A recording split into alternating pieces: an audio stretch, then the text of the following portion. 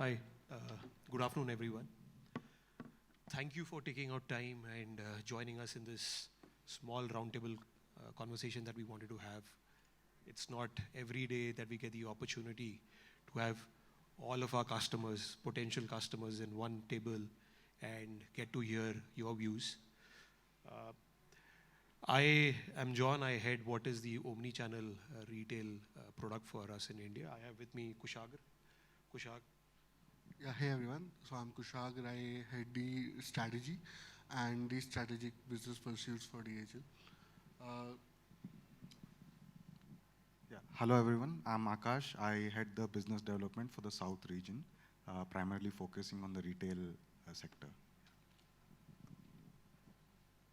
Before we get into the topic, that we have prepared as part of our roundtable conversation, we thought we'd start up with a small intro on DHL as a group. Probably we'll have the slides come up. Yeah. Till the slides come in, I guess we just explain why we thought this would be a good way of interacting. We just wanted to be a very free-flowing idea exchanges. We want to listen from you, what your problems are in the fulfillment space, and then we'll maybe summarize with what we can offer you from in the services that we have. Yeah. Can we move to the next slide?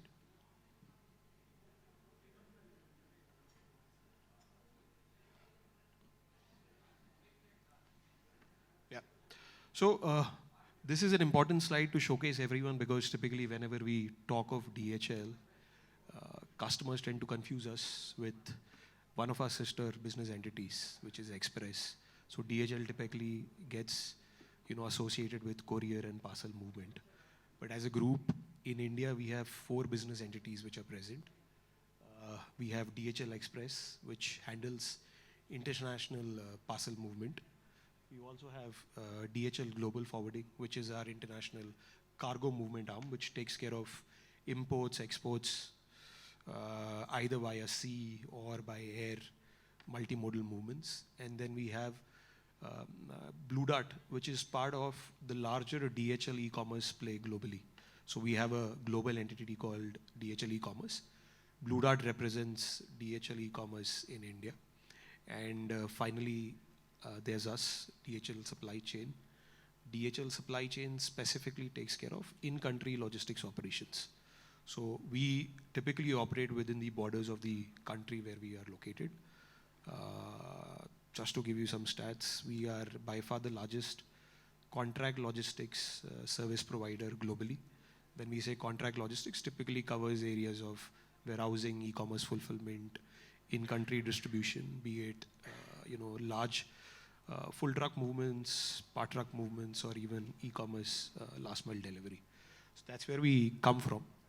The whole point of this conversation, as Kushagra earlier mentioned, was, we have various offerings to offer, to our customers. But what we've specifically seen over the past decade is that retail in general has been evolving continuously. Yeah. So retail in general has been evolving, especially with e-commerce coming up and then newer channels coming into the picture. What we see is customers' requirements, customers' demands with regards to new products, they undergo a change. We have a portfolio of products which we feel cater to most of the requirements that our customers have. But we'd like to hear from you, what is it that, we can add to the portfolio and generally ideate. There are 3 broad themes on which we wanted to discuss. Probably we'll have the slide come up. Yeah. So the first theme that we wanted to concentrate on was customer loyalty. And we were also part of the general discussions, the panel discussions which happened in the morning. And customer loyalty was played up big time there. One interesting stat that we encountered was it's much easier to sell to an existing customer compared to acquiring a new customer. And we being logistics and supply chain guys, we feel that logistics and supply chain plays a big role in customer experience, right?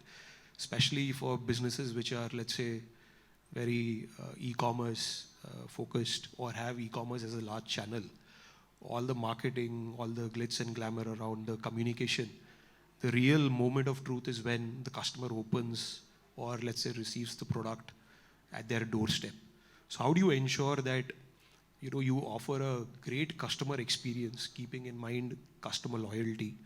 That's the question we have. Probably we'll go through the entire table, but probably Abhishek, Ritu, I mean, if you would like to take the question, I'll pass on the mic, Abhishek. Okay. Thank you, John. Hi, everyone. My name is Abhishek, and I'm the Chief Operating Officer for Lacoste in India.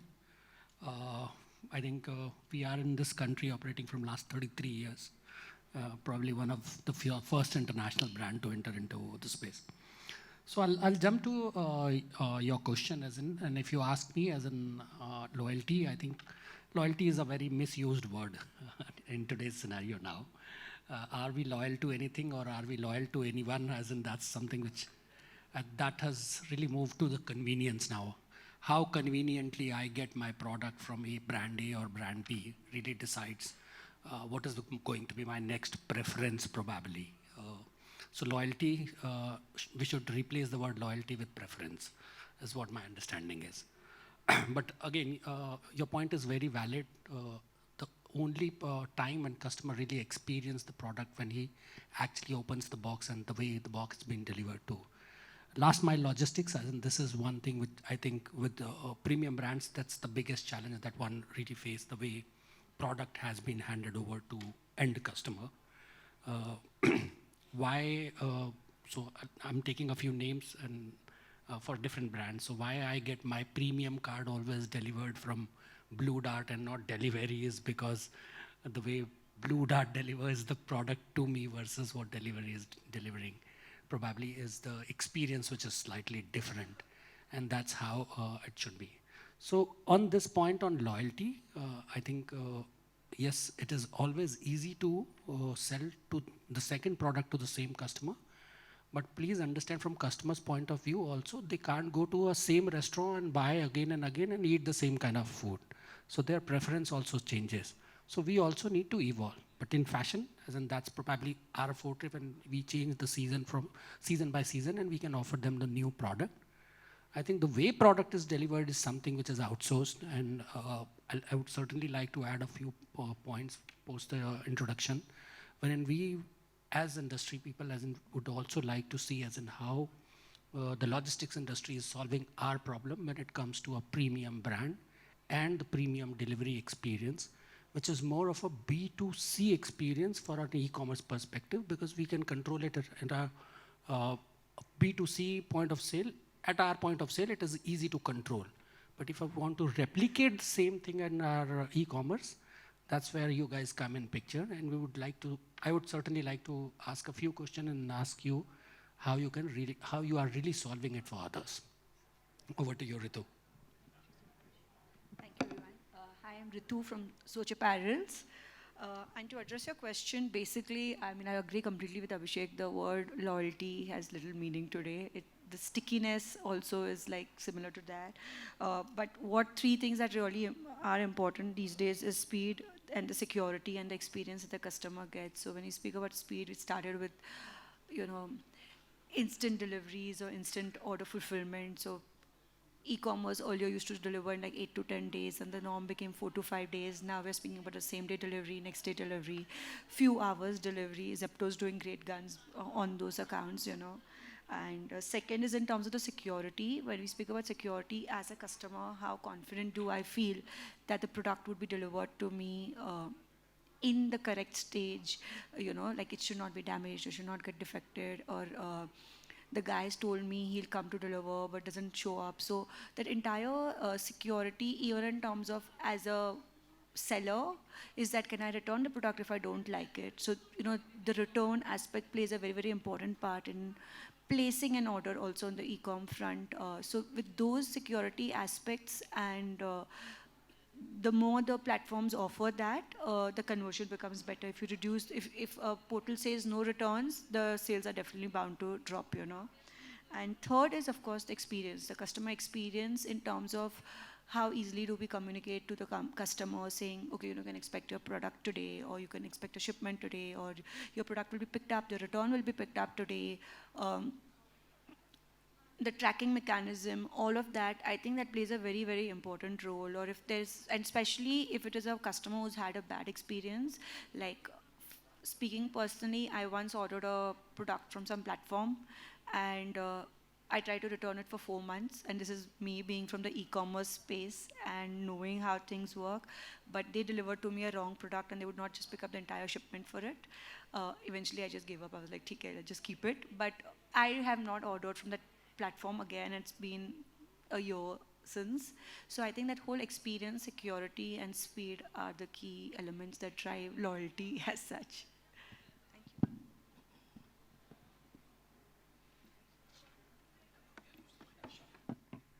So I hear what you said and what Abhishek mentioned. I guess the key takeaway for us here is that there needs to be a consistency of experience. So what we're assuming is the cataloging and the range of products and introducing new fashion. That's something that you guys are specialists at. You guys are the experts. So we assume that you take care of that. But typically, if someone were to, and probably I'll quote my personal example, drawing from the instances that you mentioned. I tend to typically shop on Amazon compared to the alternative marketplaces that are available. And one big reason that this decision of mine is driven is the fact that I know every time I order, I'll have a very consistent fulfillment experience. So that's the complete journey from when my order gets logged and to when it actually hits my doorstep. I know whatever they promise, they'll deliver. So that's been one reason why I have sort of, let's say, been loyal to Amazon. Much maligned word, but let's say I've been loyal to Amazon.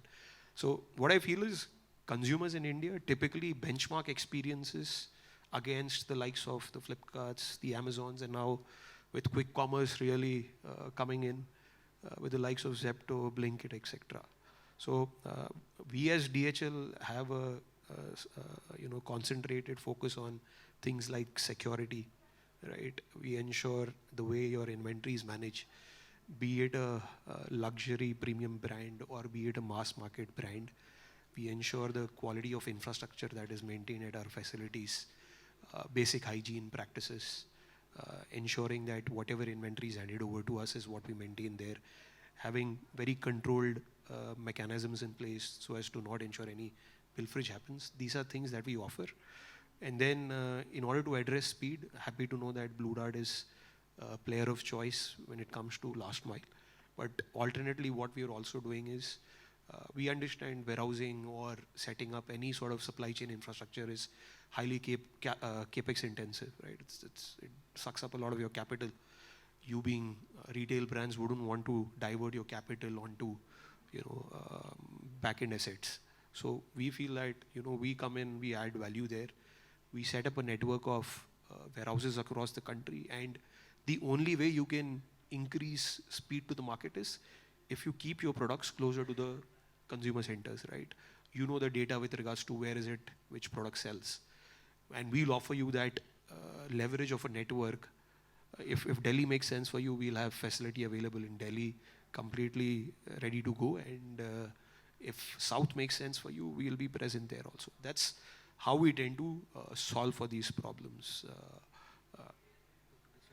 Yeah, so if anyone else would like to add. So I would like to add on here that the customer loyalty that we talk about, I think it comes from a very broader spectrum. The thing is like for us being into an innerwear industry and catering to the likes of B2B and D2C, for us, who is my end consumer? It's not about the end customer who is going to be at the retail shelf to purchase. Obviously, that's the customer who is going to be loyal to you for decades of time till the time you keep adding brand value, product value.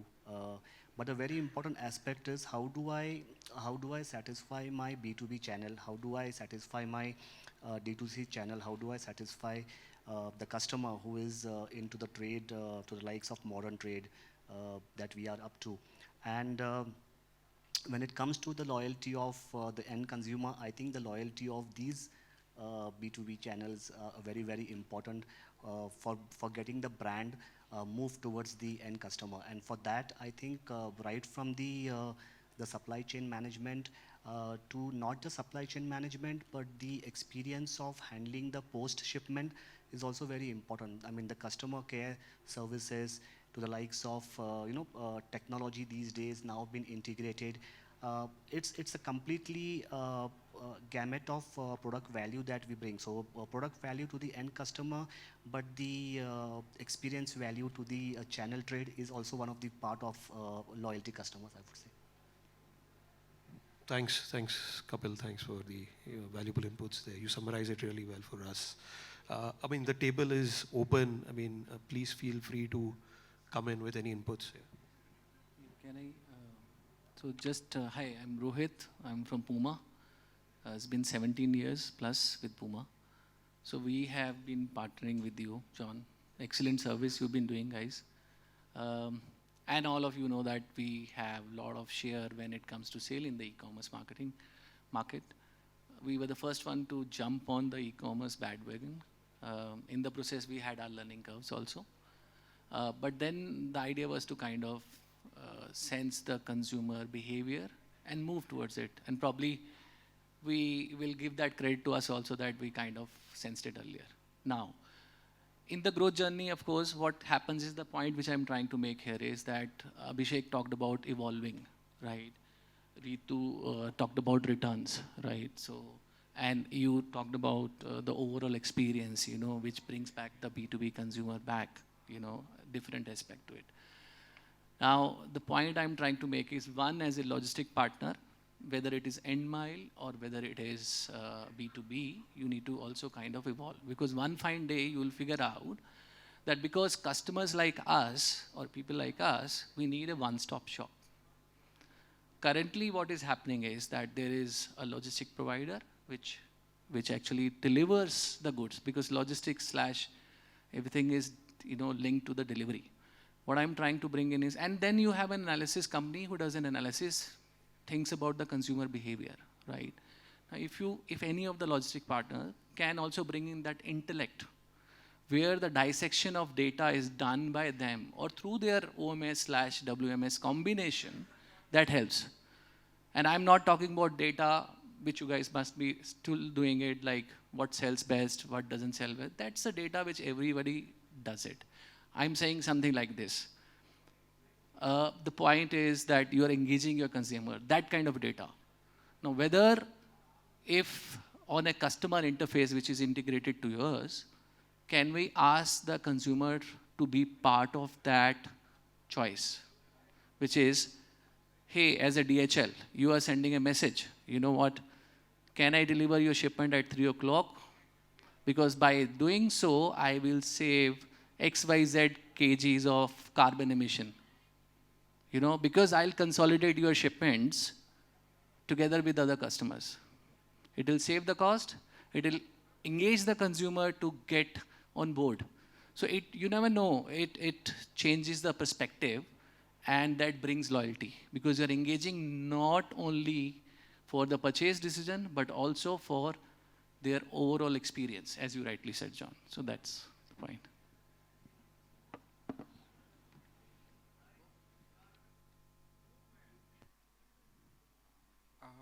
Basically, I wanted to add on Abhishek's point. When we were talking about loyalty, we were also talking about preferences, and I kind of agree with it. We are working in 3 different generations. Where there is Gen Z, which is coming up, and they don't work on loyalties of a brand. They work on preferences. They want to experience everything and anything, right? When you talk about Amazon, you talk about that, the serviceability of it. But if you take out the product portfolio from Amazon, will the serviceability will still service the loyalty? No, right? So the point which I'm trying to make here is, and as a company, as a apparel group, we also run loyalty programs and all. We have also diversified our portfolios in terms of brand openings and all. Some of the brands do it in a category assortments or different product launches. Amazon is doing everything and anything on the platform. We are doing a bouquet of brands, which is basically giving a preference to what Abhishek said, right? That also becomes more challenging at times, because when you are increasing your portfolio, when we used to come from a retail mindset of saying that 20% of your goods should give you 80% of the sale, and in today's world, when the Gen Z is coming and then Gen Alpha will come in picture, your categories expansion is gonna go high, right? Plus with Swig, with your Instamarts, your deliveries through Blinkit. I think right now, if I talk about D2C stores, approximately 2 to 3% of the store revenue comes through Dunzo guys, right? So when we are talking about solutions internationally, and we are using international services of DHL for GCC, for India, right? In domestic we are using and all. We also have to see that in spite of opening closer warehouses, because there is a limitation of opening warehouses, right? Or moving capexes. But what I'm trying to say is that we also have to be innovative in driving those sales closer to the markets. Should that share be given through these transporters, or we have a 1 point or 2 point or 3 point solutions where we cater everything, together. Not putting eggs in one basket, but multiple baskets, because the territory or the business is huge, right? Handling one partner, I think that's going to be impossible for everyone. So there will be multiple players. But what I'm trying to point out here is that there needs to be multiple solutions to it. Not only intercities or probably international. It needs to be within cities as well, right? Currently, even D2C customers are shopping via WhatsApp catalogs. They don't have to walk inside the store. The stores are being offered to them on the platform. So that's what I think is going to be the future.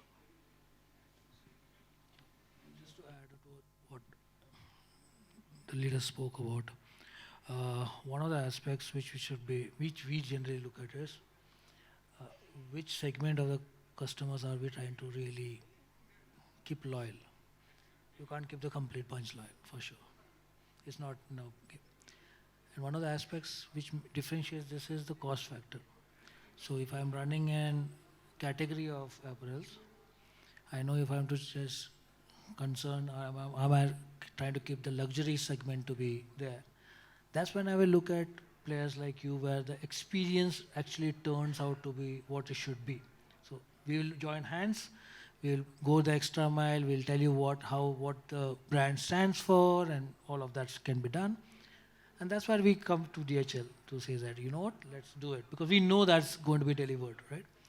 But I don't think so for every article which is there in the store, I go to DHL to do that. It is not, to be very frank, it's not cost effective for us, for sure, right? So we also have to be very cautious about that. One of the points which was brought in about analyticals to be brought in. While we are doing an analytical which you want to do, if you also can help us saying that, when I'm delivering to this customer, this was the experience and so on and so forth, we can bring it down to the next aspirational level, right? That's how we build that segment out there.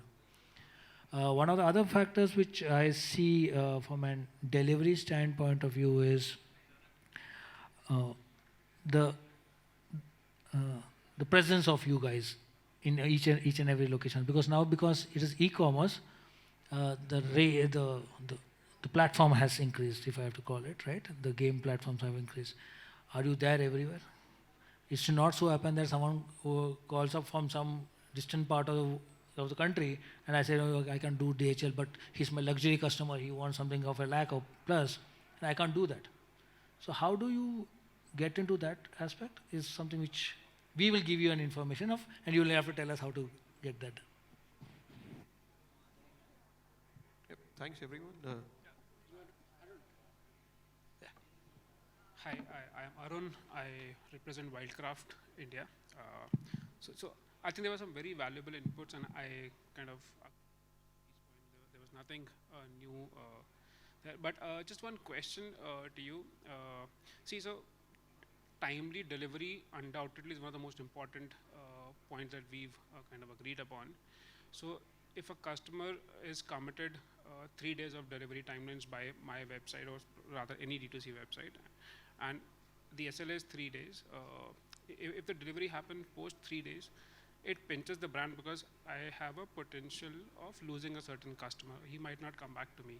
So we put in every effort from our side to align our internal teams on ensuring the delivery happens within that certain SLA. How is that same thing driven at your end, or say at any logistics partner's end, and how important is that certain parameter to you to ensure the SLA is met? Because end of the day, I am worried about a customer coming back to me or not. Is that same sensitivity, or is that the same importance runs through the entire team at a service delivery partner, right from the top till the bottommost level? So a quick example I'll share with you. So for our Omni D2C business, we had defined certain SLAs for the orders coming to the website, moving to the stores accepting them, fulfilling them, dispatching, raising a request to the partner to come and pick it up and take it away. But when we reviewed after, say, a few months, the SLAs were being breached at certain levels. And I think that's common across a lot of players, not just us.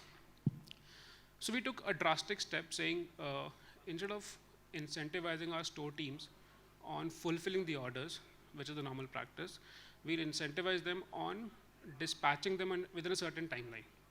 While it may not be completely in their control, they would pack the order and keep it ready for the delivery guy to come and pick it up. If he delays, they get penalized. But we said, let's take that extreme call. They'll at least be more proactive in raising and escalating if the delivery delay is happening from the pickup guy's side. And that really worked for us. We've been able to cut down the timeline by at least 24 hours of the orders being picked up from the stores. End of the day, the customer wins, we win. But is that kind of seriousness running through all levels at the delivery partner's end, was my question. How is that being driven? So whenever we sign contracts with customers, there is something known as an SLA KPI adherence, right? So let's say the service is broken into the fulfillment bit, which is the inventorization and making things ready for dispatch. And the second leg is the actual delivery of shipments. So every leg has its own SLA parameter which has to be catered to. Just like how you gave an SLA to your store to ensure that given orders are made ready for dispatch, irrespective of whether the last mile service provider comes and picks it up. That is a very similar KPI that we typically have in our fulfillment centers.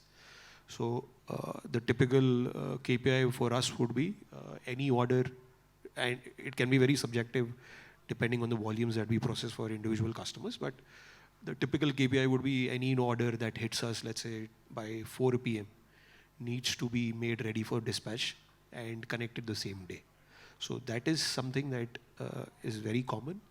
And one big reason what we typically see where customers or 3PLs are unable to service orders is where they have inventory mismatches. So typically in e-commerce, you'll have a very wide SKU spread, but the depth of your SKUs would be comparatively lower. So it is imperative that your inventory is kept in control, the hygiene is mentioned, because you don't want a situation where an order is logged for a given product and your warehouse then raises their hands up and says, unfortunately, I don't have that product here, owing to poor hygiene practices. So these are things that we ensure, and that has been one reason why we've been able to sustain and retain many of our retail customers. So that is one bit to your question. And one broader element is that if the service provider has to deliver on its promises, it is important that the service provider is given all the information needed in order to become successful. So things like capacity planning, especially in e-commerce as a scenario, you have peaks coming in, right? Your BAU volumes compared to peak volumes are completely disproportionate. Peaks can be as high as 5x, 6x, 8x. So until and unless you give that visibility of sales to your last mile or your fulfillment partners, it would be difficult for them to be ready for such a peak scenario. So that's the typical practice. What we do is we encourage consistent dialogues with our customers. We get into consistent S&OP plans so that we have a view of the kind of sales cycle that we would have to sort of cater to. These are certain practices. Rest probably we can cover in a more one-to-one sort of a discussion. I'll try and summarize the conversation overall that we've had. Yeah. Two points before this. So,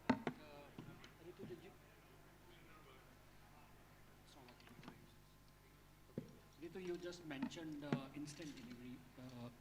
Well, I understand as an omni-channel, D2 deliveries to end consumer really works well in inventory optimization for us, wherein Dunzo is picking something and delivering. It is basically increasing my efficiency. But is customer actually wanting something just now? Because if I want to wear this polo for this event, I will not decide today morning that I have to wear this polo for this event. I will decide 3 days back whether I want what I want. In our category, it is not food, to my understanding. So this instant delivery, I think as brand, whether we should really be putting pressure on them that every delivery should be an instant delivery. The way you said, every customer, whether I should dispatch all my orders through DHL? No, of course not. So all my orders are instant delivery? I think not. That's point one. Point number two, in terms of what Rohit said, Rohit, the biggest problem that we have as a brand is what we share the data with them, but we are not sure as in whether they are keeping the data with them or they are sharing this with my competition.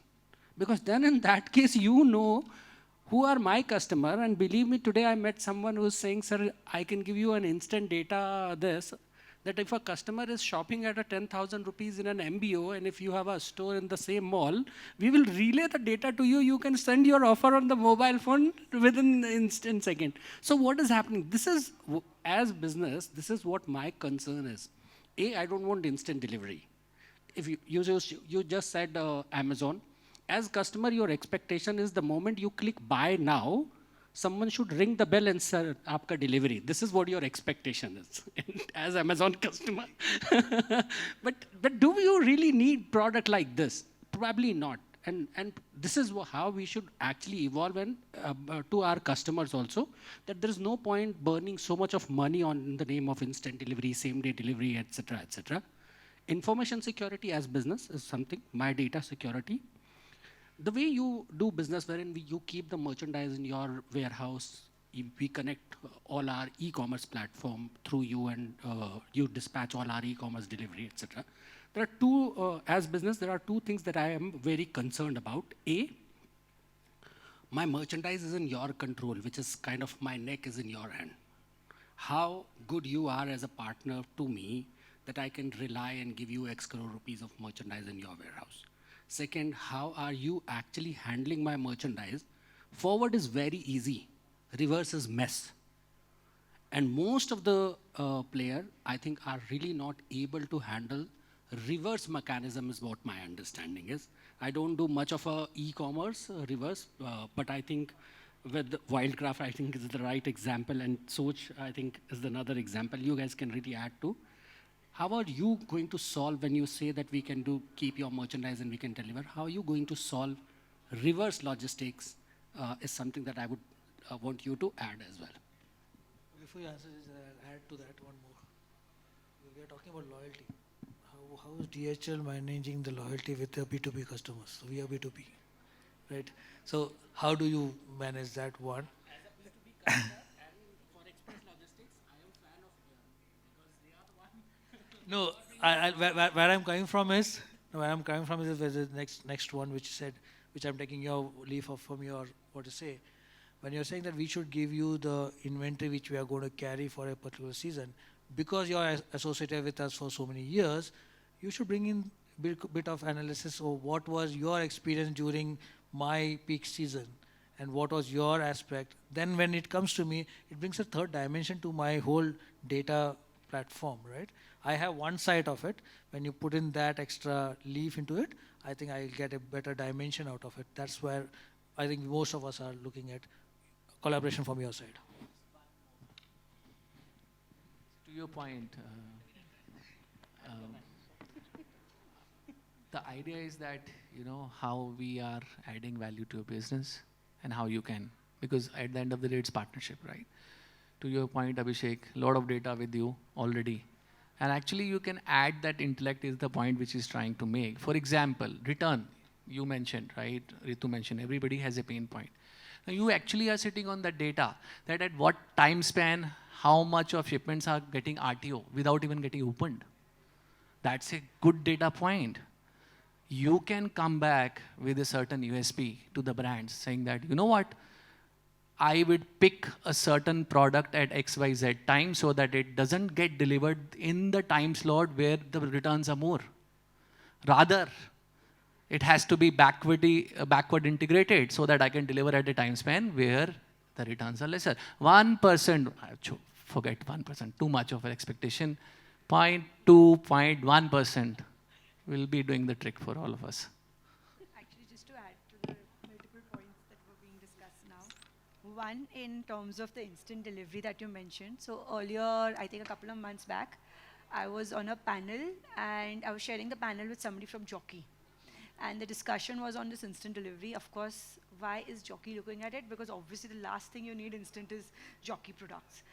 But if you are placing an order and if the price being same, the product being same, everything else at par, would you not want it in 4 hours over 4 days? That was the choice that customers make, you know, and that it's just that in an apple to apple scenario, you would want to choose the better option. So, and that being said is the reason, like today Zomato orders gives an option where you can order food from a different city and comes to you the next day. Do we really need food options from different cities? Like, especially for us living in metros, we are like thousands of restaurants in like 5-kilometer radius from us, you know.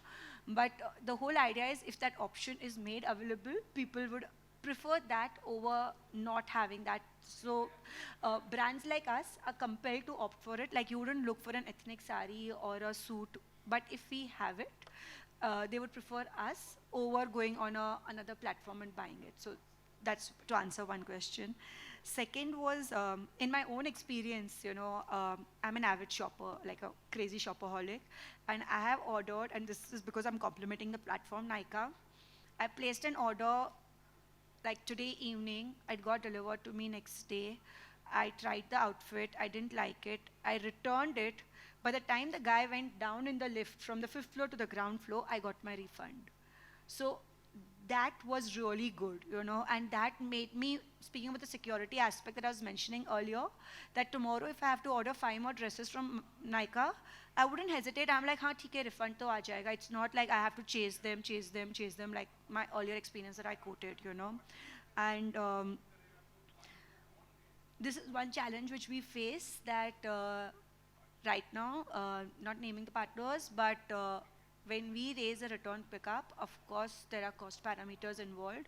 But if the return doesn't reach my warehouse for 5 days, 7 days, then after it reaches my warehouse, I need a day or so to do the QC and then basis that process the refund. So looking at it from the lens of the customers waited a good 2 weeks, and that's a very painful and a very like creates that insecure environment. A category like us, because as there are preference choices, which I feel that you want instant delivery of innerwear in next couple of hours or 4 hours, rather than, you know, getting it on from a e-com platform from a D2C.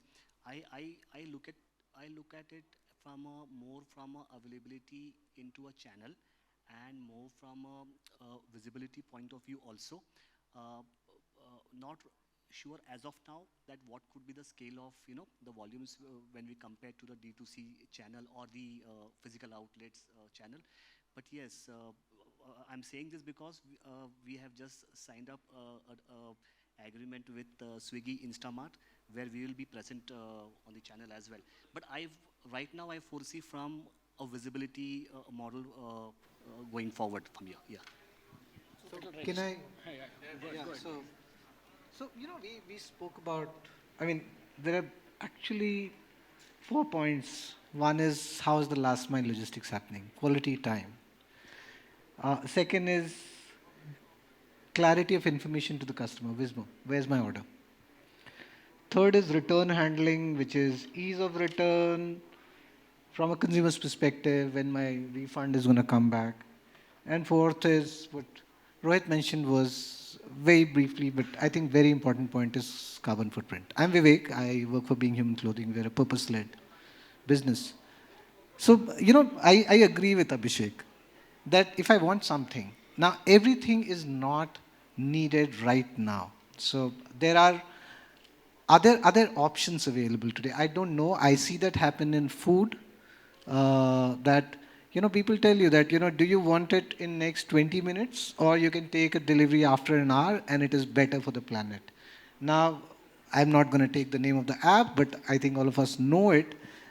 That app kind of went up higher order in my mind. That's something that matters to me, right? One menace of e-com, and I'm using the word menace without batting my eyelid, is the fact that you order 5 pieces, try them, keep 1 and return 4. We have all seen it in our condos, right? The number of delivery partners who are coming all day, the number of packages that land up in our households all day. And I'm telling you, in my household, since COVID, we have not bought dry waste bags. It's only the packaging which is getting repurposed. Now imagine the kind of volume of plastic or paper. Boss, recycled plastic is recycled. It's just kicking the can down the road. It's nothing more than that. And I'm going to give you a very dark, gloomy side of this reality. All of this lands up in landfill. You know what plastic does? Methane. And you know what methane can do? A bottle full of this, you're dead in 4 minutes. People living in slums around those places, they die without knowing why they're dead. I think while it is important for us to be able to deliver on time, deliver the package right. A great shirt reaches in a package which is mauled and dirty. The shirt inside could be $10,000, but for me, the experience is killed. And who gets killed? It's not DHL, it's not Blue Dart, it's not delivery, it is the brand, it is Lacoste, it is Being Human who'll kaise bheja, right? Second thing is, and very rightly pointed out by Ritu and Abhishek and many of you, is about how I'm handling return. So, you spoke about return and you got your refund by the time the delivery guy actually picked up and went down. Frankly, that's a call that stays in our hands as brands. So, I also battled with it and, I asked my current brand website delivery partner कि इसका क्या solve है? He said, sir, कोई solve नहीं है, कोई बहुत बड़ा नहीं है. आज की डेट में अगर आपका reverse logistics cost is 50% higher than your forward logistic cost, add another $25 on that. I will audit. Right there, I will confirm that the goods that are picked up are accurate. They're not fakes. We get a lot of fakes back. We get a lot of used goods back. Somebody will buy a shirt of Being Human and send back something which is old lying in their wardrobe. All these things happen. This is reality. He faces a lot more of that. And the fact is that the moment that happens, you can issue the refund. You know that you've picked up the right garment. Then it is between you and your logistics partner. We're talking about building consumer experience, loyalty. I will leave aside every single transaction that exists between various organizations trying to deliver a product or a service to the consumer. As long as there's clarity between the transaction between the consumer and the last person interacting, I think all of us should be ready to take a hit, right? I genuinely want to know this, and if there is a day tomorrow, and it's not too far. In a few years' time, SDGs are going to be sitting on our head again. 2030 has been kicked down, but not too far, right? The day when consumers are going to start asking you, are you B Corp certified? India, nobody's asking that, right? But to be B Corp certified, you need to have a certain kind of carbon footprint. Am I delivering the same product at the least amount of energy utilized, time utilized, effort utilized, and planetary resources utilized. Today, if you ask me, frankly, one thing which is very important for a business like mine is to be able to tell the customer that, this is the carbon footprint on this delivery. You really want to return it?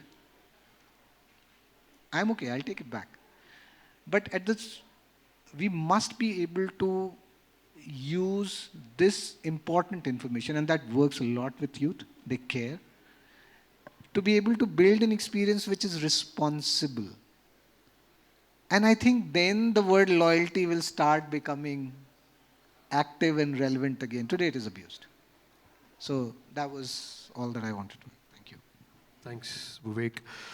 So in the interest of time, we'll just summarize this leg of the conversation.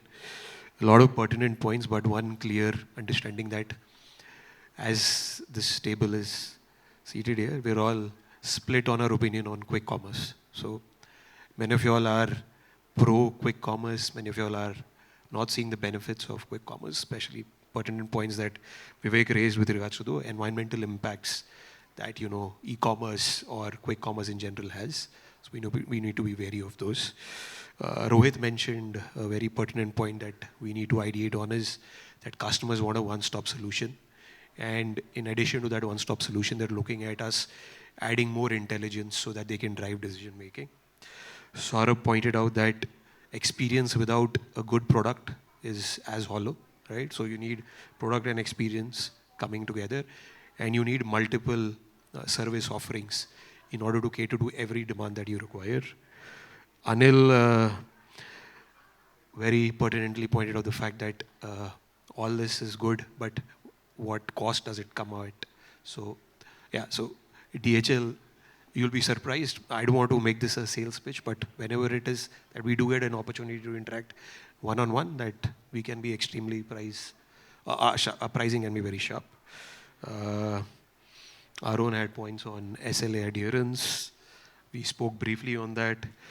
Abhishek, again, the point was around him not being an advocate of quick commerce, right? So we'll probably just wrap up this leg of the conversation. We move to the next point. The return, just for everyone's reference, is a point of discussion. Yeah, we'll take that up later, but I'll hand over to Kushagra. Yeah. So I guess we talked about a bit on returns. So you want to add? So on the returns, I would just like to add one more aspect. One part is obviously the experience of the returns from a customer's perspective. But from your own inward organizational perspective, what do you do with returns? So many organizations, these are products which have to be refinished and then reinventorized. And it also involves a sustainability aspect as well. Is the partner using a biodegradable detergent? Or what is the water consumption to refinish if there's an involvement of washing operations into that? When it comes to security, am I getting the real product or a fake product? So on the returns aspect, maybe again, I have one question to Rohit and Abhishek as well. How important within returns is the refinishing operations, which you can actually refinish and then reinventorize it? Because there's no point building inventory of a product which is available, which needs to be refinished, and then you're also ordering more of that same SKU for the sale pattern. So how important is refinishing operations within returns, because it also benefits your bottom line? And then how important is reinventorizing that?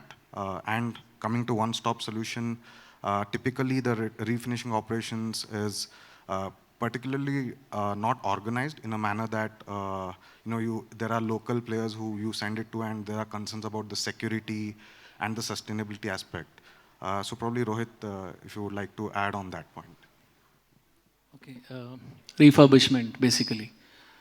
So as you know, the data is on up on the table, which is about 30-35% return in e-commerce. And because most of the conversations is going through e-commerce, that's why I'm picking up this data point. Now, out of that 35%, roughly about 3 to 4% is something which actually goes into a refurbishment mode, okay, if not more, but roughly about this data, which is very much important. And within that refurbishment, there is a 0.03% which probably goes waste, which is very similar to what you guys will take it in a store as a pilferage amount or even lesser, right?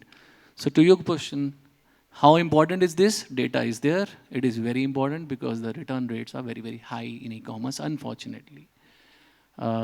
Because the market is maturing. It's just a trend which will evolve. So it's very important. I think so that answers your question.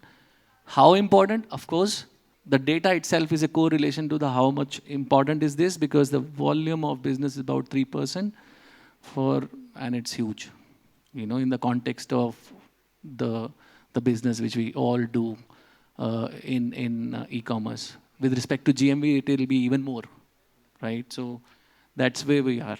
Does that, yeah? Rohit, just to add what Akash said. Man, Akash, return indeed is a mess. But I'll just take a step back and I'll tell you. On our own website, it is 100% prepaid channel. We don't allow exchange. And we will refund you your money after 21 days. Okay? That's the business that we have set. This is how we are going to do the business. You want your quick return, you can buy same Lacoste product from Time Is Up. Okay, I think, okay, so I'll just take 2 minutes. If you want to want your refund quickly, you buy the same product from Amazon and you can take the return in the way you want. But why it is happening and why? For example, in our category, the chances or the probability of customer returning Lacoste product, which is not Lacoste product, is very high. One guy who really don't know about our product can certify at customer's desk only looking at my logo that this is the genuine product, and I have to return or refund amount which is much more higher than that particular cost. So I will not take that call of refunding then and there. At the same time, my return is only 11 to 12% for my website. I don't do COD. Okay. So this is how we need to decide as how we want to do the business, because of course, as in if we also want to deliver everything in 4 hours, then probably the cost of doing business is very high, and return management is going to be really, really messy. But to control everything, we have taken some forward calls. Still, return is something that we see. GST implementation, again, on this return management is one thing which we aren't able to solve. But still, if we are able to solve return, 2 things we are losing. One, the reverse time is almost double the forward time, 7 to 10 days of return time, 4 to 5 days of waiting time for QC, and then refinishing time of 7 to 10 days. It means in a season, I am losing about 25 days of per product, per time. That is also very important for me. So return, do not only look at as restocking, we are also losing business, and then I have to probably sell that product during end of season sale with 50% discount. So all of it probably requires a lot of deliberation as in how we want to manage it. For the paucity of time, I'll hand it over to the moderator to really decide on.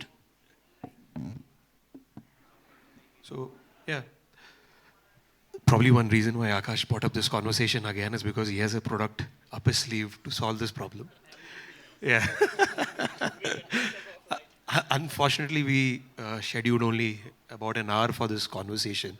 We wanted to cover other topics, but I guess we'll have to shut shop for today. More pertinent that we get in touch with you and look forward to one-to-one discussions. Hopefully, we cover questions and queries that you had then, and probably we get down to speaking some business. We offer various solutions. But for now, thank you, everyone. Thank you for your time and participation. Looking forward to connect with you again. Thank you. Thanks.